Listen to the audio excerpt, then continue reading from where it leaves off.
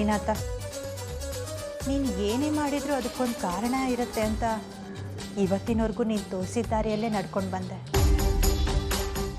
Garment ಫ್ಯಾಕ್ಟ್ರಿಯಲ್ಲಿ ನನಗೆ ಕೆಲಸ ಸಿಕ್ಕು ನನ್ನ ಗಂಡ ಮಕ್ಕಳನ್ನ ನೋಡ್ಕೊಳ್ಳೋದಕ್ಕೆ ಒಂದು ದಾರಿ ಆಯಿತು ಅಂತ ಖುಷಿಪಟ್ಟಿದ್ದೆ.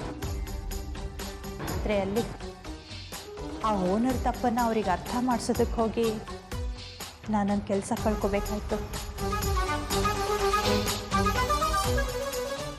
ಮುಂದೆ ಏನು ಮಾಡೋದಪ್ಪ ಅಂತ ಯೋಚನೆ ಮಾಡ್ತಾ ಹೋಗ್ತಿರ್ಬೇಕಾದ್ರೆ ಒಡವೆ ಅಂಗಡಿಯಲ್ಲಿ ಕೆಲಸ ಸಿಕ್ತು.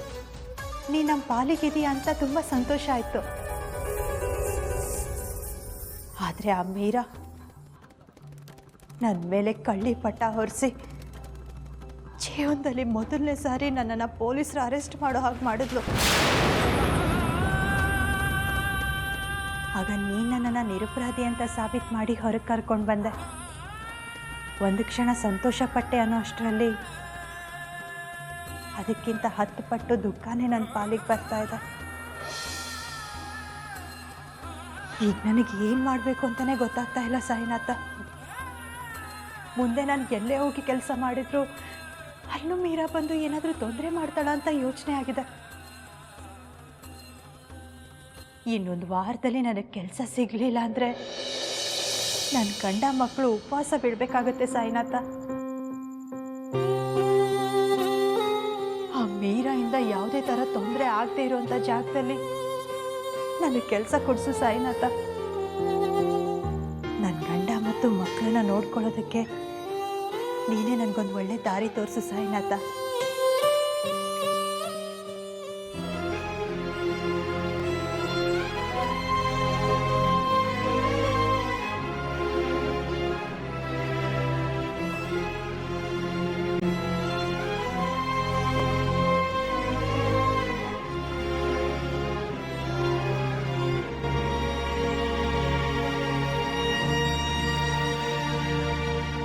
ಇದನ್ನ ನಾನು ನಂಬು ಅಂತೀಯಾ? ಹ್ಞೂ ಮಾವ. ಈ ನಿನ್ನ ಅತಿಯಾದ ಪ್ರೀತಿನೇ ಅವನು ಇಷ್ಟು ಹೆಚ್ಕೊಳ್ಳೋ ಹಾಗೆ ಮಾಡಿರೋದು. ಅವನು ಏನೇ ತಪ್ಪು ಮಾಡಿದ್ರು ನೀನು ಅವನ ಪರ ವಹಿಸ್ಕೊಂಡು ಮಾತಾಡೋದ್ರಿಂದಾನೆ ಇವತ್ತಿನ ದಿವಸ ಅವನು ನನ್ನ ಮಾತು ಕೇಳದೆ ಇರೋ ಹಾಗಾಗಿರೋದು. ನಾನು ನಿಜನೇ ಹೇಳ್ತಾ ಇದ್ದೀನಿ ಮಾವ. ಅವನಿವತ್ತು ಮನೆಯಿಂದ ಹೊರಗಡೆ ಹೋಗೋದೇ ಇಲ್ಲ ಅಂದ. ನಾನೇ ಒತ್ತಾಯ ಮಾಡಿ ಕಳಿಸ್ದೆ. ಅವನು ಹೂವು ಹಣ್ಣು ತರದೆ ಹೋಗ್ಲಿ, ಆವಾಗ ಅವನೆಲ್ಲೂ ಹೋಗಿರ್ತಾನೆ ಅನ್ನೋದು ಗೊತ್ತಾಗುತ್ತೆ. ಹ್ಞೂ ಮಾವ. ಈಗ ಅವನ ವಿಚಾರ ಮಾತಾಡಿ ಸಮಯ ವ್ಯರ್ಥ ಮಾಡೋದು ಬೇಡ. ಮೊದಲು ಏನೇನು ಕೆಲಸ ಇದೆಯೋ ನೋಡ್ಕೊಂಡು ಹೋಗಿ.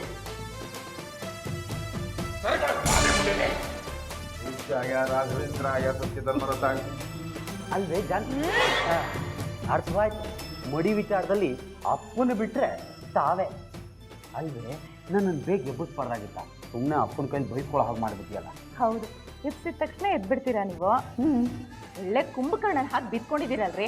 ಜಾನು, ನನ್ನನ್ನು ನೀನು ಕುಂಭಕರ್ಣ ಅಂತ ಇದ್ಯಾ ನೀನು? ಮಾವ, ಅಯ್ಯೋ, ಅಪ್ಪನ ಯಾಕೆ ಕರೀತ್ಯಾ? ನಾನು ಕುಂಭಕರ್ಣನೇ. ಹೇಗೆ ಹೋಗಿ ರೆಡಿಯಾಗಿ, ಮಾವ ಬಂದರೆ ಬರ್ತಾರೆ. ಜಾನು, ಜಾನಕಿ. ಆಯ್ತು, ಕೀ ಇಟ್ಕೋತೀನಿ. ಅಲ್ಲೇ ನಿಜವಾಗ್ಲೂ ಅವನು ಮಾರ್ಕೆಟ್ಗೆ ಹೋಗಿದ್ದಾನ? ಯಾಕೆ, ವಿಷಯ ತಿಳ್ಕೊಂಡು ಮಾವನ್ ಸಾಡಿ ಹೇಳಕ್ಕ? ಅಯ್ಯೋ ಇಲ್ಲಪ್ಪ, ಜಸ್ಟ್ ಫಾರ್ ಜನರಲ್ ನಾಲೆಡ್ಜ್. ಅಯ್ಯೋ, ಈಗ ಮಾವನ್ ಕರೆದು ನಿಮ್ಮ ಬಗ್ಗೆ ಹೇಳಿದ್ರೆ ನಿಮ್ಮ ನಾಲೆಜ್ ಎಲ್ಲ ಔಟ್ ಆಗುತ್ತೆ. ಸರಿ ಇಲ್ಲ? ಅಯ್ಯೋ ಬೇಡವೇ, ನಗ್ನಗ್ತಾ ಶೂಟ್ ಮಾಡೋಳು ಅಂದರೆ ನೀನೇ ನೋಡು ಮಾವ. ಅಯ್ಯೋ,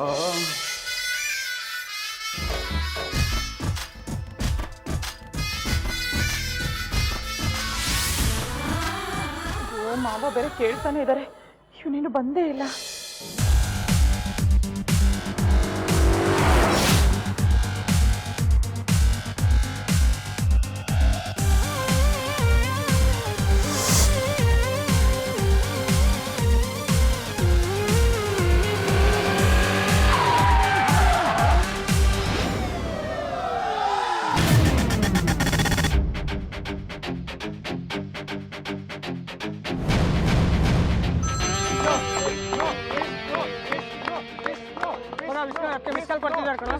ಮಗ ಒಂದ್ಸರಿ ಕೊಟ್ಟರು 2 ಸರಿ ಕೊಟ್ಟರು? ಒಂದ್ಸಲಿ ಕೊಟ್ಟು ಕಣ. ಹಾಗಾದ್ರೆ ಏನು ಪ್ರಾಬ್ಲಮ್ ಇಲ್ಲ ಬಿಡ. ಯಾಕೋ ಈಗ ಹೇಳ್ತಿದ್ಯಾ? ನೋಡು ಮಗ, ಅದೇ ಕಣ ಅವ್ರಿಬ್ಬರ ಮಧ್ಯೆ ಇರೋ ಅಂಡರ್ಸ್ಟ್ಯಾಂಡಿಂಗು. ಅವ್ರು ಒಂದ್ಸರಿ ಮಿಸ್ ಕಾಲ್ ಕೊಟ್ಟರು ಅಂದರೆ ಏನೂ ಪ್ರಾಬ್ಲಮ್ ಇಲ್ಲ, ಕೆಲಸ ಎಲ್ಲ ಮುಗಿಸ್ಕೊಂಡು ನಿಧಾನಕ್ಕೆ ಕಾಲ್ ಮಾಡಲಿ ಅಂತ. ಅದೇ 2ನೇ ಸರಿ ಮಿಸ್ ಕಾಲ್ ಕೊಟ್ಟರೆ ಏನೋ ಅರ್ಜೆಂಟ್ ವರ್ಕ್ ಇದೆ, ಬೇಗ ಕಾಲ್ ಮಾಡಲಿ ಅಂತ ಕಣ. ಇಬ್ಬರ ನಡುವೆ ಏನೋ ಅಂಡರ್ಸ್ಟ್ಯಾಂಡಿಂಗು.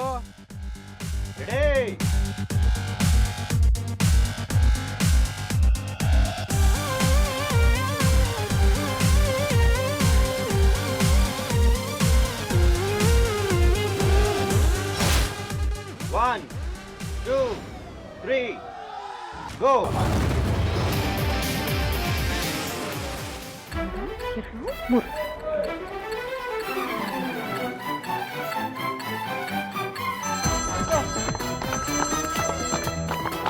ಅಯ್ಯೋ, ಎರಡನೇ ಸಲ ಮಿಸ್ ಕಾಲ್ ಕೊಡ್ತಾ ಇದ್ದಾರಲ್ಲ. ಓಹ್, ಏನೋ ಅರ್ಜೆಂಟ್ ಇರ್ಬೇಕನ್ಸುತ್ತೆ. ಫೋನ್ ಮಾಡು. ಹಲೋ ವಿಷ್ಣು, ಎಲ್ಲಿದ್ಯಪ್ಪ? ಆಂಟಿ, ನಾನು ನಮ್ಮ ಫ್ರೆಂಡ್ ಮಾತಾಡ್ತಾ ಇರೋದು. ಓಹ್ ಹೌದಾ, ವಿಷ್ಣು ಎಲ್ಲಿ? ಆಂಟಿ, ಅವನು ಬೈಕ್ ರೇಸ್ನಲ್ಲಿದ್ದಾನೆ. ರೇಸಲ್ಲಿದ್ದಾನ? ಸರಿ, ಮುಗಿದ ತಕ್ಷಣ ನನಗೆ ಫೋನ್ ಮಾಡಕ್ಕೆ ಹೇಳಿ. ಆಂಟಿ, ಅವ್ನು ಇನ್ನೆಲ್ಲಿ ಬರ್ತಾನಂಟಿ?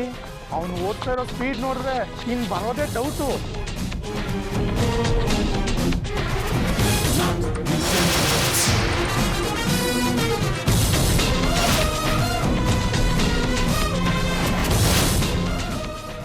ಯಾಕೋ ಏನೇನು ಹೇಳ್ತಾ ಇದೆಯಾ?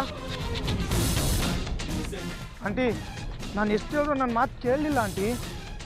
ಅವನ ಜೊತೆ ಕಾಂಪೀಟ್ ಮಾಡ್ತಿರೋರೆಲ್ಲ ಎಕ್ಸ್ಪರ್ಟ್ ರೇಸರ್ಸ್ ಆಂಟಿ. ನಾನು ಎಷ್ಟು ಹೇಳಿದ್ರು ಕೇಳ್ದೇನೆ ಅಪಾಯನ ಮೈ ಮೇಲೆ ತಂದ್ಕೋತಾ ಇದ್ದಾನೆ ಆಂಟಿ.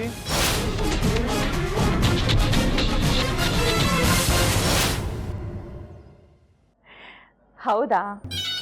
ಅವನೇನು ಅಂತ ನನಗೆ ಚೆನ್ನಾಗಿ ಗೊತ್ತು. ಸೋಲು ಅನ್ನೋದು ಅವನಿಗೆ ಗೊತ್ತೇ ಇಲ್ಲ. ಅವನು ಸೋತ ಕ್ಷಣ ಸತ್ತ ಹಾಗೆ ಅನ್ನೋದನ್ನು ತೋರಿಸೋದಕ್ಕೋಸ್ಕರ ಬಾಂಬನ್ನು ಕಟ್ಕೊಂಡು ಹೊರಟಿದ್ದಾನೆ. ಅವನು ಸಾವನ್ನೇ ಗೆದ್ದು ಹುಟ್ಟಿದವನು. ಅವನೇನು ಅಂತ ನಿಮ್ಗೆ ಅರ್ಥ ಆಗಲ್ಲ.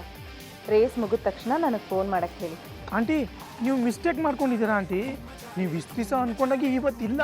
ಅವನ ಜೊತೆ ಕಾಂಪೀಟ್ ಮಾಡ್ತಿರೋ ರೇಸರ್ಸ್ ಎಲ್ಲ ಅವನಿಂದ ತುಂಬ ಸ್ಪೀಡಾಗಿ ಓಡಿಸ್ತಾರೆ ಆಂಟಿ. ಇವತ್ತು ಈ ರೇಸ್ನಲ್ಲಿ ಇವನು 100% ಅವ್ರಗಳ ಮುಂದೆ ಸೋಲ್ತಾನಂಟಿ. ಅವನ ಜೊತೆ ರೇಸಲ್ಲಿ ಹೋಗ್ತಿರೋನು ಎಷ್ಟು ಸ್ಟ್ರಾಂಗ್ ಅಂತ ನನಗೆ ಗೊತ್ತಿಲ್ಲ. ಆದರೆ ನನ್ನ ವಿಷ್ಣು ಸ್ಟ್ರೆಂತ್ ಏನು ಅಂತ ನನಗೆ ಚೆನ್ನಾಗಿ ಗೊತ್ತು.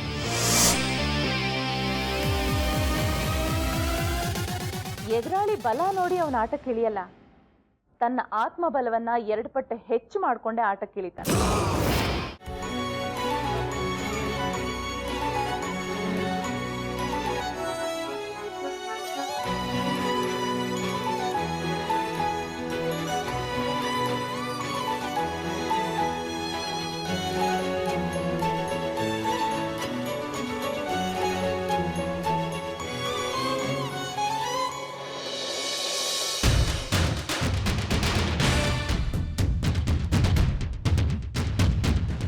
ಏನು ಗೊತ್ತಿಲ್ದಿರೋರ ಥರ ಮಾತಾಡೋದನ್ನ ನೀನು ನೋಡಿ ಕಲಿಬೇಕು. ಅಂತೂ ನಿನ್ನ ಮಕ್ಕಳನ್ನ ಕೊನೆಗೂ ಭಿಕ್ಷೆ ಬೇಡೋ ಕಳಿಸ್ಬಿಟ್ಟೆ. ಒಳ್ಳೆ ಸಂಪಾದನೆ ಆಗ್ತಿದೆ. ಇನ್ನೇನು ಬೇಕು ಹೇಳಿ ನಿನಗೆ?